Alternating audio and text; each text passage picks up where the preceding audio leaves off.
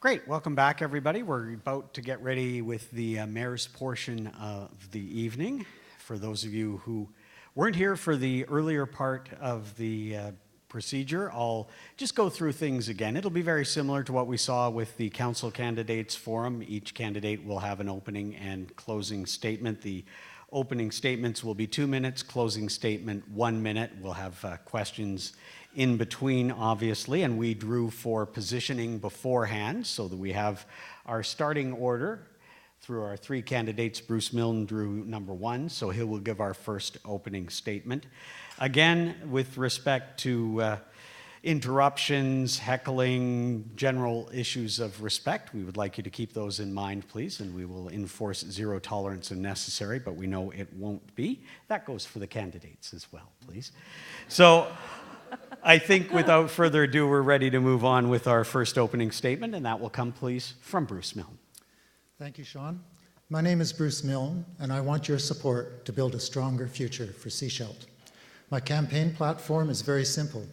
We need an open, accountable government, a strong economy that works for all, and fiscal responsibility in everything our local government does. Remember when you vote that a vote for Bruce Milne is a vote for change and a vote for experience. Someone you know can do the job. I've lived in Sechelt in Davis Bay since 1986.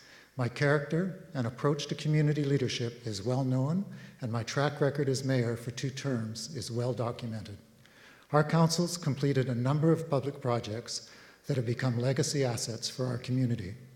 If you have walked along the Davis Bay seawall, you may be surprised that it wasn't always there. If you have stood on the pier in Trail Bay or attended an evening at the Seaside Building, you have enjoyed 2 other community projects that were built, like the Davis Bay seawall, when service clubs, community volunteers, and your local government worked together. I hope you have not made much use of the Justice Services Building, the RCMP offices and Provincial Courthouse. That is another project that demonstrated innovative partnerships and was completed under my leadership. Of course, our councils did all the normal everyday things that councils do: sidewalks and streetlights, zoning for new developments, new parks, and infrastructure, such as rebuilding Norwest Bay Road to open up the development of West Sechelt. I mention this track record because I believe that when it comes to leadership, actions speak louder than words. As my grandmother would say, the proof of the pudding is in the eating. If you want to know what to expect in the next 4 years, you need to examine carefully what people have actually accomplished. I invite you to compare the public record of the candidates and make your choice on November 15th, based on evidence, not spin, based on actual achievements, not empty promises. Thank you. We'll move now to John Henderson. Thanks. Thank you, Sean. Good evening, everyone. It's been my honor and privilege to serve as your mayor for the last 3 years. I'm very proud of, very proud of what our council has achieved, and I'm looking forward to the future with great optimism. I'm grateful to the many people who've come up to me in the last several months or year and said, Sechelt has never looked better. And I know I speak on behalf of our council and our staff that we're very proud of that. I'm also very proud of our accomplishments. Those who were here for the councillor discussions heard about our Sechelt Water Resource Center. It truly is world-class. It was built on time, and it is on budget, and it's a fixed price, and it's not going to go over that price. We're in a very strong financial position. We're the envy of many municipalities in the province and indeed in Canada. And then the more difficult part. We were elected 3 years ago in 2011 with a mandate to change, a mandate to make the government services even better. And we've done that. We now have a wonderful team of passionate, committed, and employees that celebrate coming to work and that celebrate the work that they're doing for us. Looking ahead, we need to keep looking forward. Growth is coming to Sechelt, whether we like it or not. And I certainly want that growth here in Sechelt.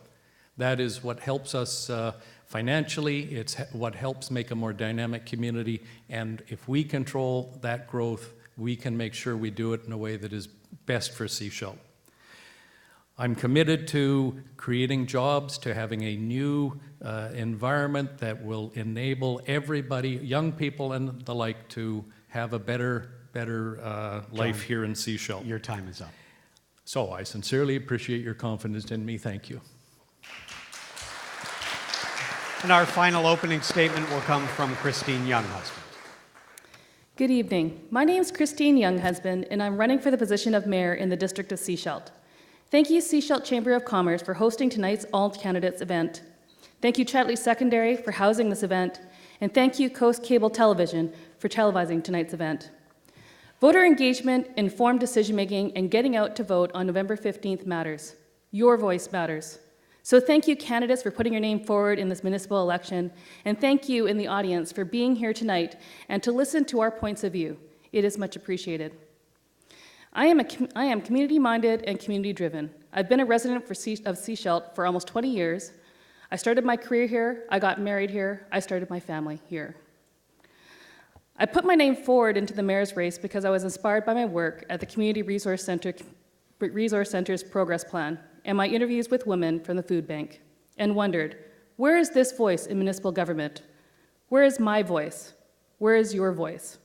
Our community deserves a mayor that recognizes and respects the diversity within our community. She is able to listen to, learn from, and lead the community as CEO and mayor to represent all sectors through open, transparent servant leadership. I am that candidate. Our community deserves a mayor that recognizes the need for partnerships and measured investments back into the community in order to maintain and improve our vibrant community to attract future residents, and businesses. I am that candidate. Our community deserves a mayor that will bring back balance and cohesion for all community sectors to establish collaborative and communicative existence that will enable our community to thrive economically and socially for years to come. I am that candidate. My platform is community engagement, affordable housing, and small business initiatives. On November 15th, for Mayor of Sechelt, vote for Christine Younghusband.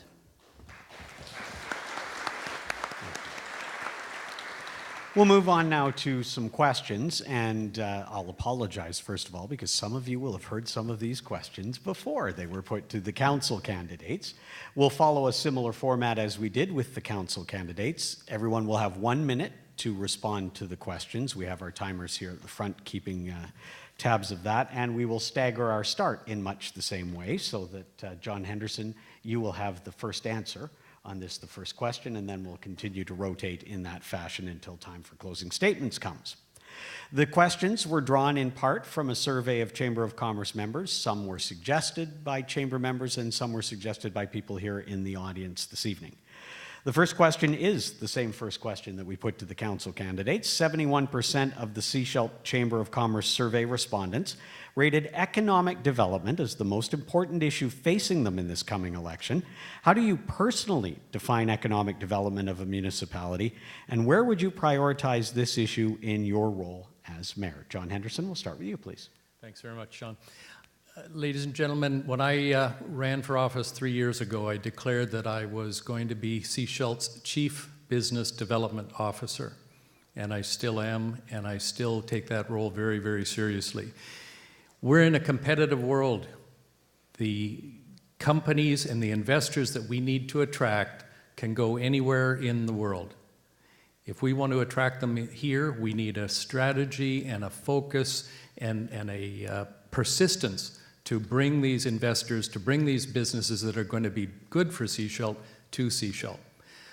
Professionally and personally, I'm a chartered accountant and an entrepreneur, and I've spent my entire professional career generating business either for myself or my clients. And I've been able to do that here in Sechelt. You can count on me to deliver on the economic development model and create jobs for young people and everybody in Sechelt in the next 4 years. Thanks very much. We'll hear now from Christine Younghusband. What economic development means to me is growth. It means investing in ourselves. It also means aligning with our values. And Much like the Sechelt Nation Business Forum, I really am aligned with what their message was that day, which was education is an underpinning to our economic wellness and growth and in economic prosperity. So I would like to see us focusing on education of our local people, particularly, let's say, early childhood education, looking at needs, looking at trades. When we are better as ourselves, our community becomes better and therefore would contribute to economic growth. Thank you. Bruce, we'll give you the final answer on this one. Thank you very much. This is precisely the kind of issue that I want you to look at the evidence on and not to the spin. 3 years ago, we were promised economic development with a focus, with a laser focus, and the results 3 years later are not much to be seen. Look at the evidence of Sechelt Innovations Limited and the money that was spent on that and the lack of results that has come with that. For me, economic development, we have to go back to the sustainable, fundamental drivers of this economy. And for the last 10 to 15 years, it's been based on residential and tourism driving the economy more than anything else. So the first thing we need to do is to fix our tarnished reputation. In Vancouver, when we read about us in the Vancouver Sun, when we read about ourselves in the Globe and Mail, it's no wonder that people don't want to continue moving here, and our population has actually stagnated in the last 3 years for the first time in history. Thank you very much. I can see the 10-second sign, so I won't get into more of this. Thanks. Thank you. Christine, you will have the first answer on this next question, and it is a bit of a logical follow from the first one. So, Bruce, you may get a chance to finish your thought after all. This is, again, to do with economic development. What is your economic plan for the future of Sechelt? Specifically, what industries would you like to see play a significant role in Sechelt in the future? Thank you. One of my platforms is looking at small businesses. According to Vital Signs, 99% of the business on the Sunshine Coast employ less than 20 people. I want to focus on that and create opportunities where there's reduced barriers for people to innovate and create small businesses on the Sunshine Coast. When we create small businesses from a dream, like Salish Soils, and we start employing people locally, such that we're sort of giving back to the community, but also that we have something to offer to other people. When we use that as an inspiration, that is where I feel that we should be focused on, is reducing some of those barriers. The story I heard the other day was a small business person wanted to start a business. Given an opportunity, they were given a book of bylaws to resolve through. That's a barrier. If we can provide opportunities where we can educate and open those doors to create those business to flourish on the coast, that's what I would support. Thank you. Bruce Milne. Thank you. On my website, I've written quite extensively on this. I think there are three components of the next economy for Sechelt, and just last week I wrote something on Sechelt's economic future. We do have to embrace the retirees that are coming here and create tremendous wealth. We'll have to look at retirees as an opportunity and not as a challenge. And that means creating the facilities in complex continuing care, in assisted living, things that can, in fact, create a professional and living wage jobs in support of seniors and retirees. The second one, of course, is tourism, which I've already mentioned. And I also think we need to take full recognition of the fact that we're in the transition towards a new economy in which jobs are really no longer the way and form that they used to be. In the current Canadian economy, 30% of all employment is what they call non-standard jobs. That's going to continue in the future. It's just going to get larger, and we have to look at what we call lifestyle entrepreneurs as those people who can come and bring their skills to Sechelt and bring their wealth with them. Thank you. We'll hear now from John Henderson. Well, ladies and gentlemen, I'd really like to follow up on Mr. Milne's comment and encourage you to read the Globe and Mail today, because today they confirmed that, in fact, Sechelt is open for business, and Sechelt is a very, very attractive place to come and do business. We're number 2 on the Globe and Mail's list. So we are doing things, and that is not spin.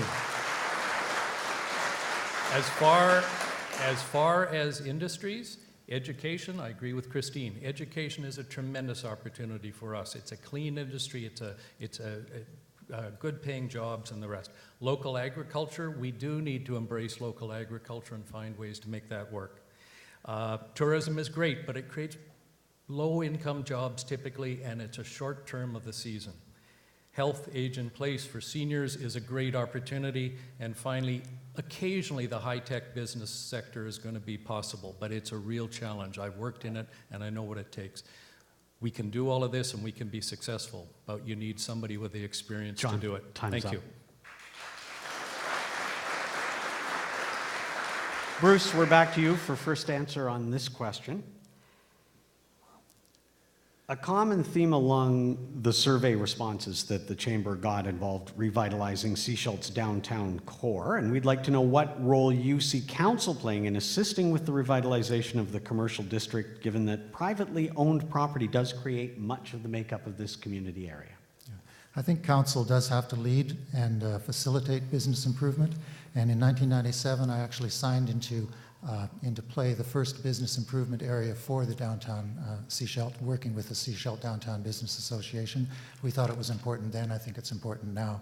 The other key thing on revitalization is it's not something you do once and then come back 10 years or 20 years and wonder why your downtown is falling down. It's something you have to do continually, and we need to continue to work on downtown revitalization as a constant theme in making Sechelt a place where business works very well. I see Council has, I actually like the Paint the Town program that District of Sechelt has just recently announced. I think it's a good way of working with local businesses to find common ways to beautify and improve the downtown area. And I think Council can be the leader for that if they can. Thanks. Our next answer will come from John Henderson. Thanks again, Sean. You know, we've done a lot on the Downtown Revitalization Committee. Councillor Darnella Seegers and the committee composed of the SDBA members and other members of the public have really worked on this. And I do agree with Mr. Milne. It is a process. So when you get things like the crosswalk at Inlet and Trail, that is something the community wanted, and it's something we're trying. It's interesting. I don't know if I can't see if Bill Conway's here still, but he told me a story of how he's been able to help to improve the design of that for the people with visual impairment. Other things, of course, the sidewalk letdowns, the downtown Wi-Fi has been a huge success. And the painting program, where we're trying to convince the landlords that they need to embrace and that it will be good for their businesses if they can embrace and work with us in these initiatives. Thanks. And we'll turn now to Christine Younghusband. I think that I do give compliments to the current council and mayor for the kind of work and progress that has been done on the downtown core in terms of beautification. I want to acknowledge I did notice the lights on the trees at night, and it was beautiful, and I appreciate the signage and the plants and the maintenance and the sidewalks. I think that those sort of physical attributes do make the downtown core attractive. On the contrary, what I find a little disturbing are the empty storefronts. It sends a signal to people who are visiting the downtown core that we're not economically prosperous, and we need to focus on how can we fill those empty, vacant buildings. And it goes back to how can we think innovatively, how we can invest in ourselves in small businesses? How can we create opportunities for small businesses to occupy those places? Not to say it's all about retail, but how can we get that so that we ourselves are shopping locally? Thank you. And we're back to you, John, for first answer on this question. And this is the one that takes a long time to answer, or a long time to ask and a short time to answer. A number of survey respondents cited an improvement in the district's local shopping and local business procurement of municipal projects as being an important factor in contributing to the local economy. However, trying to maintain a balance of local business support as well as fiscal responsibility sometimes creates the need to go with a non-local business for a municipal project. And in your opinion, what can council do to increase the opportunities for local businesses in this regard without abandoning the duty to fiscal responsibility? Okay. Thanks, Sean. Ladies and gentlemen, this is more complex than I think most people realize. We do have restrictions on what we can do in terms of providing incentives. It's called giving an incentive to business, and the district is not able to do that. No municipality is. I think what we need to do is find ways where we can work together in the business community, and perhaps that's a role that that the district can play. But the contractors and the builders and the suppliers must be the people that are able to compete against the rest of the world. If they don't, then you and I are paying too much of our taxes to buy that service, and that's not good for Sechelt. So I want to see people and help people, if I can, figure out how to work together, collaborate. Some of the projects, like the Water Resource Center, was simply too big for most contractors and suppliers here in Sechelt. So we could maybe do it if we could cooperate better. Thanks. Christine? I think if we value shopping locally and using our local resources, I would like the District of Sechelt to model that. I know at first it might be expensive or maybe not competitive, but I would like to have that opportunity for local businesses to compete for those competitions if we are able to. I understand that there's opportunities where we might not have that expertise on the Sunshine Coast and we will have to go outside of ourselves. But I would like to see that opportunity where we are looking at ourselves to create that competition for ourselves so that we are economically viable and that we can provide services for ourselves locally. Thank you. Bruce, when you're ready. Thank you. I want to start by thanking Mr. Henderson for the first part of his answer. I was at home watching this, and the councillors asked this question, and they really glossed over the complexities and the barriers to direct council help on this. If we want our products, such as caviar and other things sold outside of Sechelt, we have to enter into, and we have, interprovincial reciprocal agreements that allow other people to provide products to us so our products can go to them. So we have barriers in place there. I thought that Councillor Tom Lamb had the best answer for this in terms of the effectiveness. Local businesses need to know what we're going to be purchasing in the future. So if you go to the provincial list, there's actually a list of what their annual requirements would probably be for most routine departments. And I think if the local businesses knew what was coming up in the next 3 months or 6 months or 12 months, they would be able to bid competitively, because I think the companies here are as strong as anywhere else. Thank you. So for the next question, we'll be turning to Christine for our first answer. And this is sticking to the economic theme we seem to have established over the last couple of minutes. What do you feel the role of the mayor should be when it comes to the economic stability of the municipality? And in this case, we do mean the corporation of the District of Sechelt, the municipality itself.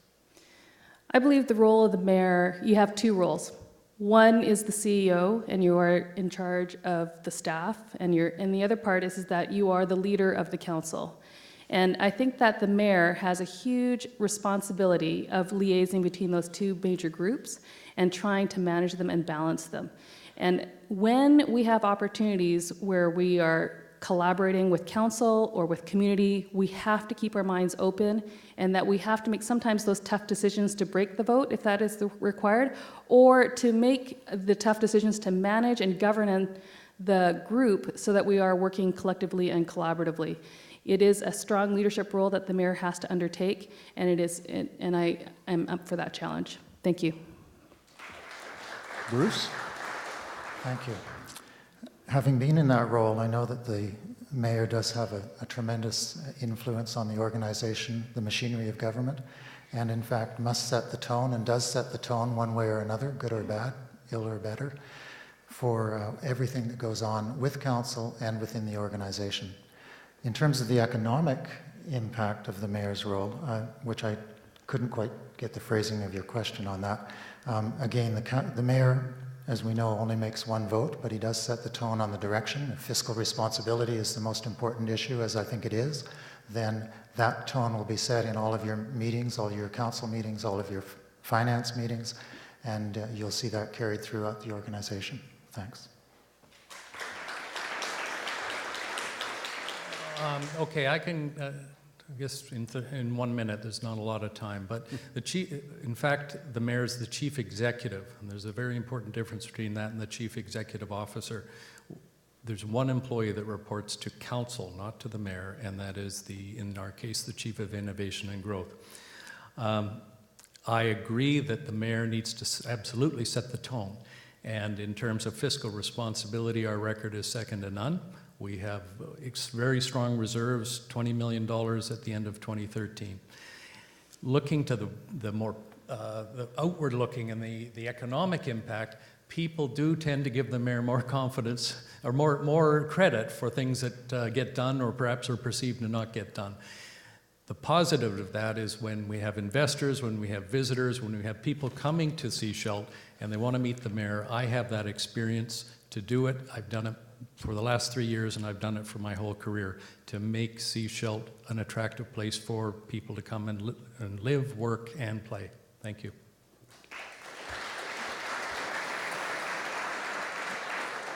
We're back to you, Bruce, I believe, for first answer this time, if I have not lost my count.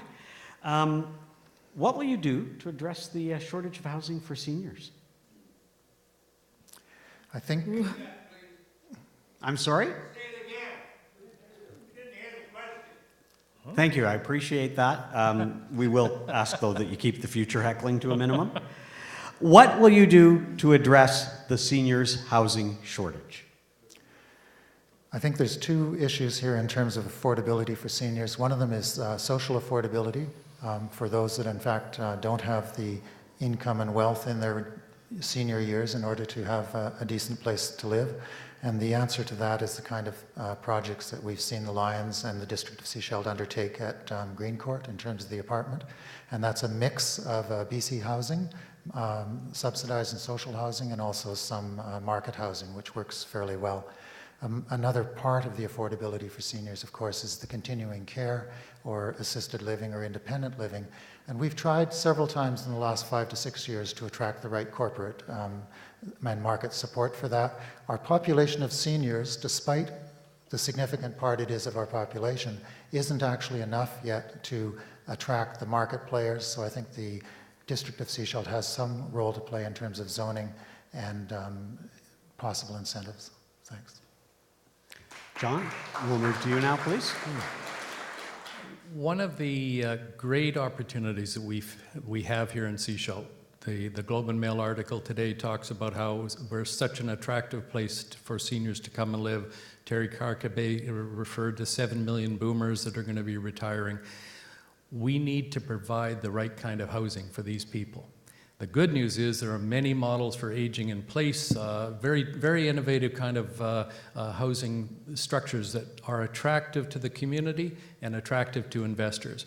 I know I've had, I think it's 3 different investment companies come to talk to me as mayor in the last 6 months looking at doing this. So I'm very, very confident that we're going to be able to develop the right kind of housing supply to meet the needs of all seniors in over the next 2 or 3 years. Thanks. Christine, whenever you're ready. It's interesting that we refer to this Globe and Mail article. I just read it today as well, and we did rank second out of 7. But the highlights of Sechelt were 1/3 of the population's over the age of 65. It's condo living on oceanfront, and it's economic living at mid-300,000s to purchase a home here, and you'll have money to spare. You know, that's not indicative of what we're sort of addressing here in this question, which is affordable housing. And I would like to continue projects that we have done well in this community. We have affordable housing buildings up currently in our center, in City Center, and I would like to continue those opportunities. But I also would like to explore some creative opportunities for our community, such as community investment funds. How can we have people who are able to contribute to the community gain from that investment, but also give back so we can create possibly affordable housing for those who may need it? Thank you. John, we'll be turning to you now to start with this question. The environment is an area of high concern to many residents, and we'd like to hear your thoughts on balancing environmental issues with development. There's nothing more important than the environment and our quality of life. I think most of us chose to come here because of the quality of life, and that's tied inexorably with the environment. I'm so proud of the Water Resource Centre because it does lead the way in Canada and in the world probably in protecting and enhancing the environment. You heard earlier about a new study that we're starting, and that will hopefully prove that we can remove hormones and pharmaceuticals from the water outflow. That's the right thing to do. We've been meeting and exceeding the sustainability plan report that's been put together. We're delivering on all of these things, and it's because it's the right thing to do. I think I just end by saying the air quality is very important, the water quality is very important, and we've dealt with the wastewater, so we're good on that front. Thanks very much. Christine? I think, my husband's in the audience, and so is my daughter, and they do hear me say this from time and time again, and I say to myself, I live here. I'm sure that a lot of us who do live here or move here is because of the environment. And there's certainly a tension between the environment and progress, and I do support progress. I do support maintaining our environment. I also support the official community plan and what's in that plan that's been created by the community. I want our decisions to be aligned to what the community has wanted and envisioned for Sechelt and sticking to that. So if we are to move forward with any progress, it requires a strong support from the community and needs an investigation in terms of its viability and how does it balance off with progress versus environment. And also, I also believe that we can't give up one for the other. So it is about a balance and trying to find the best place between our environmental wants and needs, that's why we live here, and the progress. Thank you. Bruce? Thank you, Sean. I think the question actually is from earlier decades, and it's pretending there is a balance that's necessary, that we have to give up a little of the economy if we look after the environment. We have to give up the environment if we look after the economy. And things have changed so dramatically in the last 10 to 15 years, there is no longer a question of that kind of balancing. The environment comes first. It has to come first. It's going to come first. Mr. Henderson has talked about the wastewater facility. That's a good example of how you simply put environmental standards where they need to be, and the economy will follow, and it fits, and it will work. And I think that's what our community wants to see. I think it's what our world wants to see, and it's not a question of balance anymore. It's about both going forward, and environmental conditions simply have to be respected, or we won't have the assets and the quality of life that we came here to live for. Thank you. Christine, you'll be answering first on this one. And we are going through the questions at an excellent pace, and I do appreciate that. So I'm going to actually, because this is a somewhat more complex question, allow you up to 2 minutes to tackle this one, which is going to seem like a lifetime, I'm sure. But this is also following on the environmental theme, because we do have several proposed developments in the wider area of the Sunshine Coast and the Salish Sea that could infect the environment or health of Sechelt residents, things like LNG in Howe Sound, coal barging up to Texada Island, the possibility of waste-to-energy incineration in Port Mellon or across the strait in Nanaimo. And our questioner would like to know how you feel about and what you can do about making sure that Sechelt residents have a say in these important wider issues that affect the health and environment. Thank you. I believe that we have to keep going out to the community. We've heard it with the councillors. I like the idea that we can go to our community associations and get that conversation going. I like that we can go to our partner groups and neighboring jurisdictions to get that conversation. I also like to extend a hand out to all those special interest groups who are emotionally and spiritually invested in those deep concerns that relate to the environment. And we have to have that communication, that ebb and tide with those groups to council and mayor so that we can have an opportunity, if need to have an advocacy role to move forward and what we want as a community that reflects our values on the Sunshine Coast and in Sechelt. Thank you. Bruce? Thank you. This is a spot where I actually often get into disagreements with my friends in the environmental movement and the special interest groups. I'm a firm believer that governments of all levels have to stay very close to where their own authority and their own jurisdictions are. And it's very important to focus the decision-making where it actually is. And I'm not fond of municipal governments who pretend that they can stop nuclear war and pass nuclear-free zones and things of this nature, because it's totally outside of their jurisdiction. However, we do have a very strong and important role in carrying the community's voice forward, and I do accept that we have a strong advocacy role and helping our community as a whole navigate the paths to decision makers who make the key decisions on some of these environmental concerns that we have. We do have to protect the health of our community, and I hope it doesn't get to the point as in Burnaby where Mayor Corrigan is out on the mountains stopping front-end loaders and other equipment, but we do have to protect the health first, and there are some serious environmental projects coming down the pipe that we have to look at. My first response will always be to find out exactly where the community position lies and how they feel about that, and then help them navigate to the decision makers who actually have authority on those decisions, hold them accountable, as I hope you hold us accountable for our decisions, but hold provincial and federal governments accountable for their decisions, because that's the way the democratic process works, and it's how our constitutional agreements work. Thank you. John?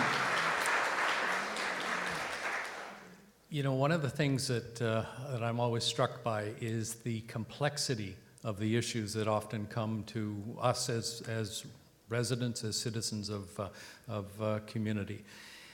Things like LNG didn't exist 20 years ago in any meaningful or economic way. Waste energy is only really getting started in an economic way. But each of these things has such a complexity. I've learned more about wastewater treatment in the last 4 or 5 years than I ever thought I would.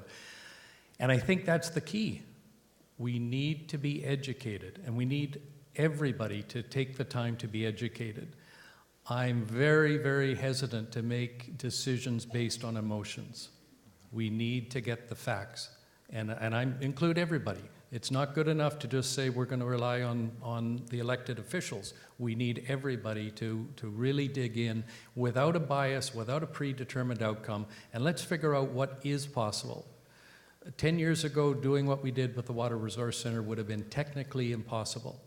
So opportunities arising from innovation and from the development of new technologies make a lot of things possible that may not at first glance make it look like they could ever be done.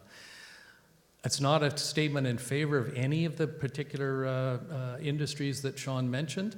It's rather, it's our duty as citizens to make sure that we do educate ourselves and learn everything we can before we make the decisions. And ultimately, that's what you have the elected officials here to do. So thanks very much.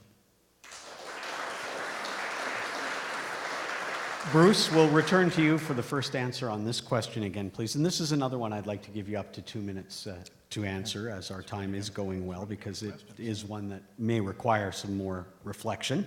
Throughout this campaign cycle, there has been a lot of discussion in the community surrounding government transparency and community consultation in policy making. Recognizing that community consultation is an important part of the process, how would you involve our diverse and often polarized community in such a manner that still enables policy to be made? Thank you. First, I've lived in Sechelt and the Sunshine Coast since 1986, and I don't think it is polarized or divided. We sometimes disagree on things, but it's actually a fairly civil society, and there's lots of discussion and room for that in any democracy. The most important thing you can do for an open and transparent government is to elect people who by character and by nature are open and responsive to the world around them. Sometimes people, for whatever reasons, their own background, business, character, prefer to do things that are less open and less democratic, but if you choose people carefully that actually like the democratic process, you'll probably find much of that opens up very quickly. We can do a lot of specific things, such as streaming council meetings, but I think it's not really about watching what council does so much as being part of the process that people can be involved in, and that requires an openness to the decision-making process that we haven't seen recently. Lost my train of thought. There's another issue here in terms of it not being simply about having coffee at Pier 17 or being open. I think the councillors and mayors have always been accessible in the streets of Sechelt, and that's one of the good things. The key issue is something actually that Councillor Seeger addressed when she talked about the first portion of the decision-making on the wastewater in the televised account just about an hour earlier and said once the trust was lost, it tainted the entire term. And trust is the key thing for openness. And we have to reestablish that trust. We have to make sure the community is comfortable and realizes you are genuinely open. And then I think the trust will be there for a flow of information and flow of communication both ways. Thank you. We'll turn now to John Henderson. I've heard over the last 6 weeks, and I've put up with a whole lot of abuse. I put up with some very despicable bumper stickers and signs from people that are supporting Mr. Milne. And it's all been under the guise of open and transparent. I reject that. I reject that this council has been anything but open and transparent.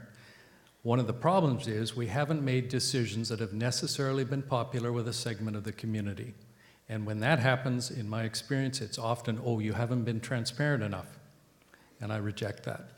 This council has worked very, very hard to provide to the entire community the best services and the best facilities at the most fiscally responsible costs that we are able to do, and we've done it. We have a financial report that Mr. Milne himself in June said is the best financial report he's ever seen. So I see some conflict between the district is in a mess and it's the best best financial report you've ever seen. I think the core thing is about how do we get things done for the best of the community at large. Can we do more consultation? Absolutely, we can, and we will. I would say the first 18 months of our term, we were cleaning up and we were dealing with a whole lot of issues that needed to be dealt with. That took time, it took huge amounts of effort. Our council met, yes, in camera, for a whole lot of reasons. And a quick reminder, we can only meet in camera with the support of our staff. So an accusation that we are doing something inappropriate with in-camera meetings is a disservice to our staff, our professional staff. So we can do more, we will do more, whether it's live streaming or town hall meetings. But the bottom line is we have been open and transparent, and I'm very proud of what we've done. Thank you. Christine, when you're ready. I just want to extend what Bruce was talking about. It's not just trust, but it's trust and respect. When you have trust and respect, you can have those rich and honest dialogues with each other, and you can have your opinions so that we can take the time to have those shared understandings. To have a shared understanding does not necessarily mean you agree, but you actually understand why, say for example, the district of Sechelt is moving in a particular direction. So for example, I would really encourage the next mayor and council to move forward with liaising with community associations. Community associations are experts of their community within our community. And so I went to West Sechelt Community Association meeting just the other day to hear their interests, concerns, and their values. And it was really clear to me that they're passionate about our community, they're passionate about how things are moving forward. And so when we have this idea of transparency, it really is about communication. And anytime you have a large organization like the District of Sechelt and the number of people who reside here, we need to have those opportunities to increase those levels of communication, whether it be informally with liaising with community groups, town hall, or even, I would even recommend roundtables. I don't necessarily recommend roundtables for this kind of venue, but I like the idea when council and mayor are elected is to have those roundtables and have those honest conversations with each other so that when we are moving forward, we can make good decisions. Sometimes I probably would say that probably the work is being done. Possibly the pace is going a little too fast. And if the pace is going too fast, people can't get the information in time and therefore feel misinformed. So possibly if we are moving forward with the next mayor and council is that we're moving at a pace that reflects what the community wants. Thank you. John, you'll have the first opportunity to answer this question. I think we'll go back to a minute for the answer on this one. And it is along a similar theme, but it's more to do with the business of council, how council goes about doing its thing, its meetings, its deliberations, etc. And the questioner says the present council has had both success and faced challenges in the public eye for how it's done business. And they would like to know what you would change or keep if elected in the way council does its business. When we took office, most of us were new councillors and mayor. And so, for example, we kept what's called the Committee of the Whole structure. And this was in large part because I wanted to make sure that all council had the exposure to all the different components of the matters that we consider. As we got into some specialization, we did create special committees, and at the end of the day, I think we have something like 15 or 20 committees. I think the key thing is to recognize the talents of the councillors that are elected and complement them with the committees that they can be part of. Whether we would go away from the Committee of the Whole, I know the public has appreciated it. It's given them a chance to come to one meeting and learn what we're doing, and I think that's probably the way I'd want to go, at least for the first year of the next term. Thanks. Christine? I would agree with John with the idea of Committee of the Whole. We do that with the school board. We have a Committee of the Whole where we have an opportunity as all members of the board to talk about policy and talk about decisions or ideas that actually all of us need to be a part of, not just some of us. And so I would support the idea of continuing on the Committee of the Whole. Probably what I would change, again, as mentioned, is how can we, as we inform ourselves as council and mayor, how do we get that information from you? And again, I would like to see opportunities where we are reaching out to you to get that information versus us hoping that you'll come to us.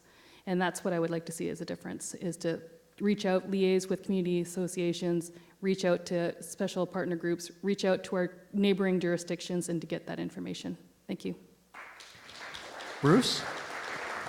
I think most people know how I feel about the conduct of council business, so I'm going to take an opportunity to speak directly to this quote of mine from June 3rd at a council meeting on the annual report.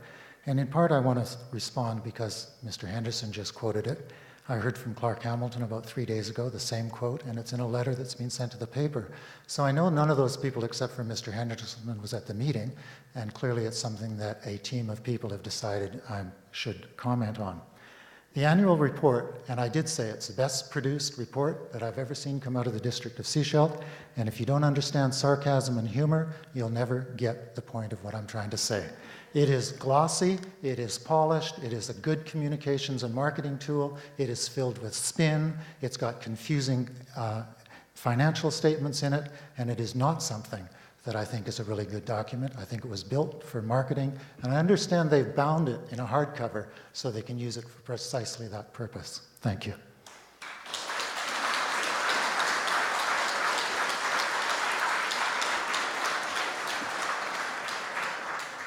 Christine, you'll have our first answer on the next question, and we're returning to an economic theme. In viewing Sechelt as a vibrant business community, what actions or steps will you take to enhance business attraction programs and opportunities for the community to achieve goals in such areas as creating greater economic diversity and depth, enhancing business practices, and promoting growth opportunities for existing businesses? As mentioned, I'm focused on small businesses. I think that we have to take opportunities where we are reducing some of those barriers. So for example, if you're an emerging or aspiring business owner and you want to create a business, we need to have educational opportunities to help you through that and create a business plan so we can support you in that way. If you're, I'm also focused on the idea of social entrepreneurship and social innovation. I would love the idea that much like, not to name drop, but much like Persephone's, where they're working with groups in our communities, which is the Association for Community Living, and that we can actually create a profit while helping the community at the same time. That kind of model is what I'm looking for in our community. Thank you. Bruce? Thank you. I appreciate the question on developing the economic opportunities for existing businesses, because I think that is the richest and the best place to look for economic development. I like the Community Futures Economic Development Model. 80% of current investment will always come, 80% of new investment will always come from current investment in the community. The great opportunity when large projects do come to the coast is that they become local, and in the future they will become investors as well. If we can increase the economic potential of existing businesses that employ 5, 10, or 15 people by 1 or 2 employees, we'll create a raft of jobs that will outweigh anything that we can bring from one speculative project that might or might not come to Sechelt. So working to do everything we can to support existing businesses is the best thing we can possibly do.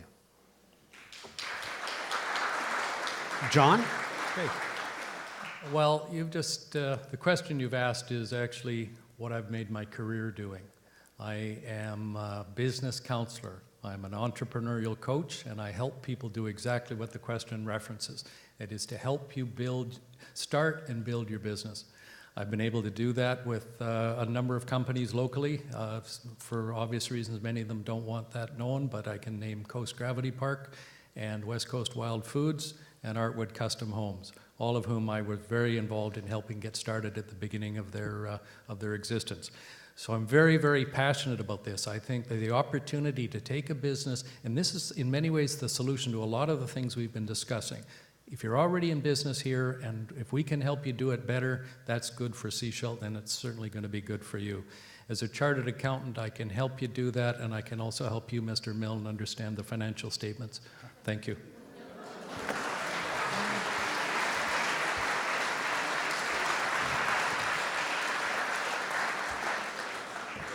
Mr. Milne, you will have the first opportunity to answer the next question, which is not about the financial statements, by the way. We have some questions about very specific issues currently facing council, and this one is about the proposed bylaw number 535 that is currently working its way. 530, I believe. 530. I'm sorry, me and my progressive lenses. The questioner would like to know, though, if you feel that this bylaw might stimulate or stagnate development, and in particular, the angle is what can be done to stimulate development that's going to attract middle-class families to this community? I think that overall it's a good bylaw and something that staff did quite a bit of work on. I'm not happy with the process of it in terms of community consultation or private sector consultation, which was a little too involved. I think that there are some specific elements of that bylaw which surprise me and create conflicts for individuals that are on council, and I'm not quite sure why that happened, because it shouldn't have. But it will, in fact, allow for a number of developments that intensify smart growth in the downtown area. The idea of laneway houses and carriage houses is one which can add an income stream to a house so middle-class families can afford different properties than they might without that kind of a revenue stream. It also allows for a range of zoning opportunities for residential, so we can actually build different things for seniors than the standard home on the standard lot size. So I think it's a good bylaw. John, we'll move to you now. Yeah, this represents about 20 years, more than that, I guess. Anyways, 1987, this bylaw was first put together. It's been kludged together, added and amended ever since. So it's been a tremendous amount of work. It is not accurate to say that it's been with one special interest group. The consultation and the work with the community, with professionals, has been ongoing over the last 2 years. In our enthusiasm, council allowed, I guess, that the process for public consultation was constrained, but we went to a public information meeting on August 26th. We heard, and our staff heard, the reaction from the public wanted more information, so we did back off. We listened and we said, okay, we're going to need more time. At this point, I would expect that not to come back to council anytime before February. So there'll be a lot more time for people to have input into what is a good bylaw, I believe. Thank you. Christine? Thank you. I would support initiatives or movements that is attracting young families, professionals, young people to the Sunshine Coast. And if this supports the idea of creating and attracting an upper middle class or a middle class to the Sunshine Coast, that actually will create affordable housing, possibly childcare opportunities, any strategies that will retain and attract young people and young professionals to the Sunshine Coast, I'd be in support of that. Thank you. John, we'll turn to you for the first answer on this question, and it derives from a question that seems to be asking about balancing transportation priorities, in particular, the current focus on expanding the airport as opposed to working towards highway improvements, or perhaps I know some people might even throw in lobbying for ferry service. So John, why the airport as the top transportation priority for the district? Okay, first of all, it's not the top one. It's one of many. I would put BC Ferries at the top of that list. We have to figure out how we deal with the juggernaut that is BC Ferries. It is very, very challenging. We've heard from the province they will not increase taxes, they will not increase the deficit, and therefore there's no more money for subsidies to the ferry operation. So we've got a lot of work to do. I don't have a magic bullet to solve that one, but the best way is to stay engaged in dialogue with the provincial government to figure out better solutions. The airport is an exciting opportunity, but it can't be done if it's going to cost any money for the Sechelt taxpayers. That's my personal commitment. If we can do it, it will create jobs. We've got a business plan that demonstrates that, and it certainly looks good. But I must be assured that it won't be at a cost to the taxpayers today or on an ongoing operating basis. Thanks. Christine. For me, the number one transportation priority on the Sunshine Coast would be transit. Transportation is a huge obstacle for many residents on the Sunshine Coast. Not all of us drive cars to go up and down the highway.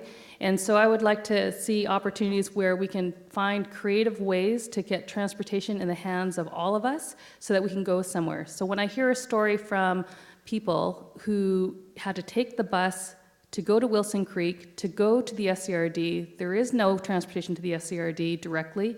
They can phone in to get a ride up the hill, but they don't have a phone. This is an issue. So transit is number one, BC Ferries is number two. It does create a barrier and it affects our economic wellness. And for me, when I think about the airport, I wish we were spending our time and efforts elsewhere. Thank you. Bruce. Well, I was glad to hear that the airport is not the number one priority, because you can understand how some people might have been mistaken given the rush and attention and the photo opportunities around that. And I agree that it should never be done until there's actually a business plan that's viable. And without taxpayers' money, it's not going to be built. So let's put that one aside. I actually agree totally with Christine that the first and most highest priority for us in transportation is transit, moving the people that live here around more conveniently and cost affordably, and if possible, further away from our vehicles. It has always been an automobile-driven coast, and I think that has to change and is changing. And there are many, many people who don't have the opportunities to jump in whatever vehicle they might have and drive around. We have to take that more seriously. BC Ferries, of course, is the bottleneck for our economy. It's a mixed double-edged sword. It creates some barriers and blessings for development, but it creates an enormous bottleneck and difficulty for economic development in a positive sense. That's your time. Thank you.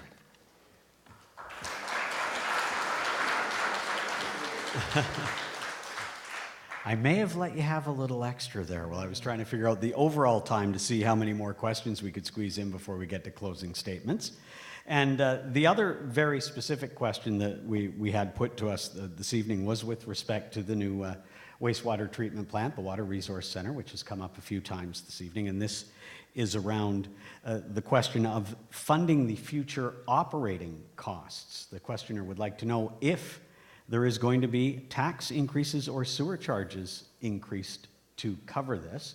Now, specifically, with respect to opening this up to all candidates, I think I'd just like your opinions on how this project is going to impact the taxpayers of Sechelt and what you might like to do differently should you get elected. And Christine, we're going to give you the first answer. This is a tough question to answer. First of all, I think it is an incredible project that Sechelt had endured.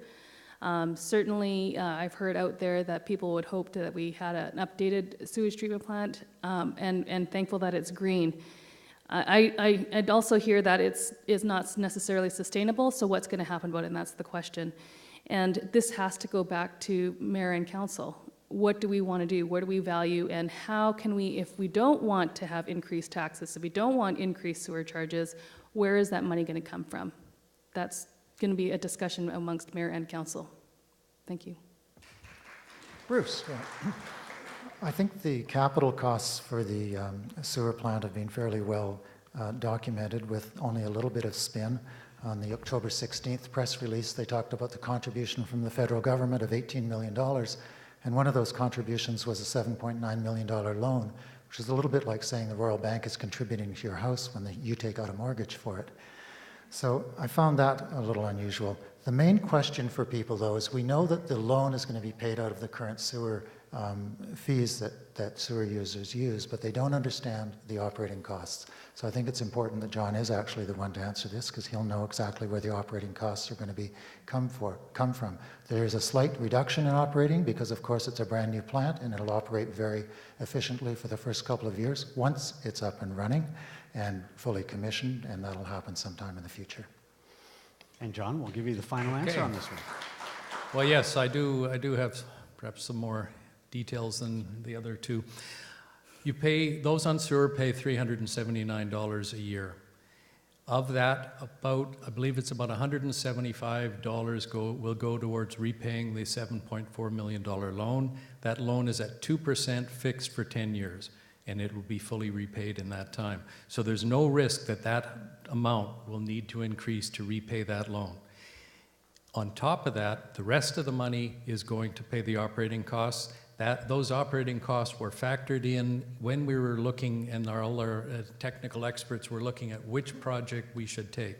And one of the big reasons Maple Rinder's project was accepted was that the operating costs are sustainable and predictable, and so I'm not looking at any meaningful increases in user fees in the next several years.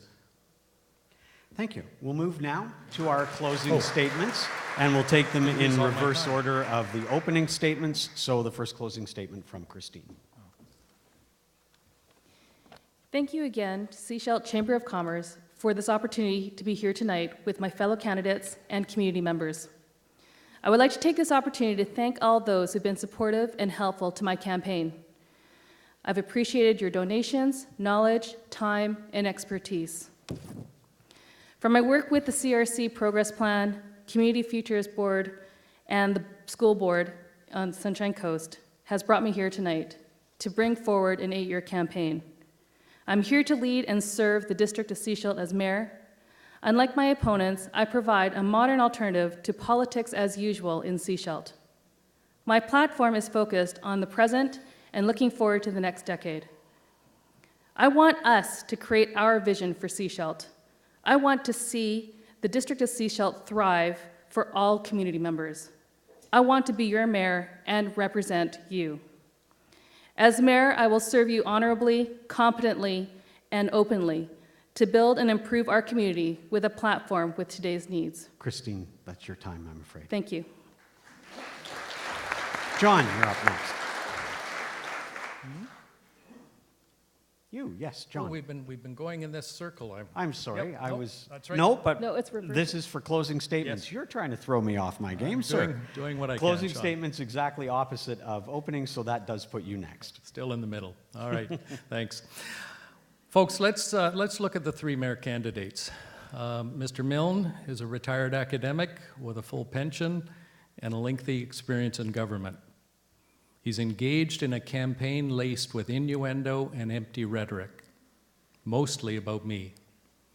We don't really know what Mr. Milne plans to do as mayor other than study things.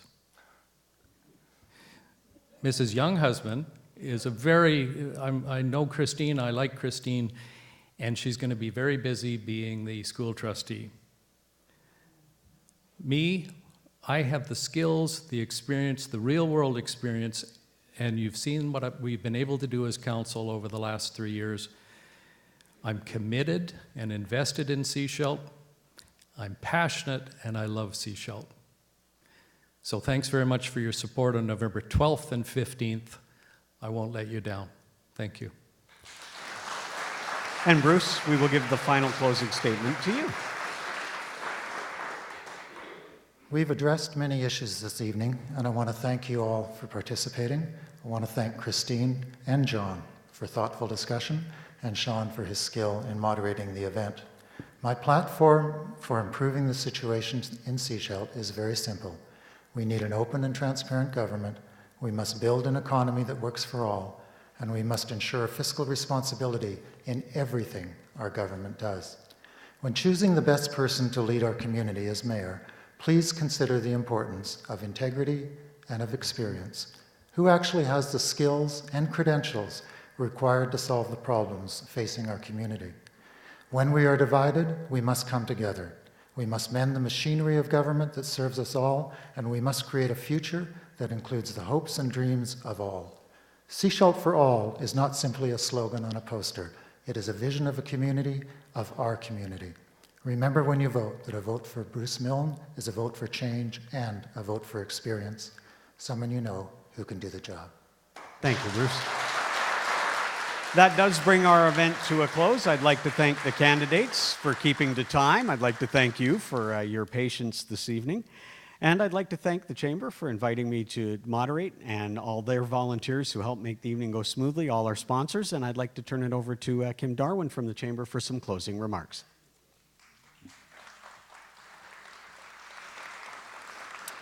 Wow, what a great evening, and thank you for attending, and thank you, Sean and timekeepers. Great job keeping us relatively on time. And I'd like to thank the candidates for letting us put you on the hot seat, and best of luck to all of you on November 15th. I'd also like to say that this event will be re-aired several times on Coast TV. We will also be putting it on YouTube. We have a YouTube account, so you can probably just search on YouTube for it. And before you leave, I'd like to remind you that if you'd like to avoid a lineup on the 15th, there's still one more advanced polling station on November 12th from 8 a.m. to 8 p.m. at the Seaside Center. And I would be remiss if I didn't mention the next few upcoming Sechelt District Chamber of Commerce events. Tomorrow we'll be again hosting the mayoral candidates at a luncheon. And on November 28th, we'll be holding our annual Wine and Taste Festival with silent auction. And if you'd like tickets, please see any of our chamber members, chamber board members, or contact the chamber office. Thank you. Thank you very much for coming again, and have a great rest of your evening.